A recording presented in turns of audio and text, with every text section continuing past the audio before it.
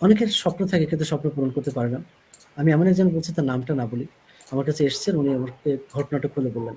উনি নিজে নিরক্ষর, লেখাপড়া জানেন না। কেন লেখাপড়া জানেন না জানেন? তার যখন ৫ দিন বয়স, তখন তার বাবা তাকে ছেড়ে চলে যায়। কিভাবে? তার মাকে ছেড়ে চলে যায়, তাকে ছেড়ে চলে যায়। কেন? তার মা কালো ছিল। কিন্তু যখন তার বাচ্চাটা হলো, বাচ্চাটাও দেখে কালো। মার বেশ কালো, বাচ্চাটাও বেশ কালো। তো দেখলো যে আমার পুরো পরিবার কালো হবে, শুধু কালো আর কালো। এটা মনে করে তখন কি করে, ৫ দিনের মাথায় সে তখন ছেড়ে চলে যায়। ওর বাবা তাকে ডিভোর্স দিয়ে চলে গেল, মাকে ডিভোর্স দিয়ে চলে গেল। তো ওই মা আর বিয়ে করেননি।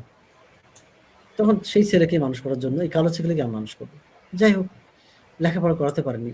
কিন্তু তাকে কাজ শিখিয়েছেন যাতে কিছু করতে পারে। এবং তার স্বপ্ন ছিল যে আমার সন্তান যেন একদিন বড় কিছু হয়। আজকে উনি কত যেন ৩৪% জমি কিনেছেন। ৩৪% জমি উনি এলাকায় কিনেছেন এবং উনি ওখানে দোতলা বাড়ি করেছেন। দোতলা ফাউন্ডেশন দিয়ে করেছেন এবং দেখেন উনি ইনকাম হালালভাবে ইনকাম করে। এবং তার সন্তান, তার মেয়ে, বড় মেয়েটা, সেটাও আবার কালো। ক্লাস 6 এ পড়ে। বলছে আমার মেয়েটাও কালো।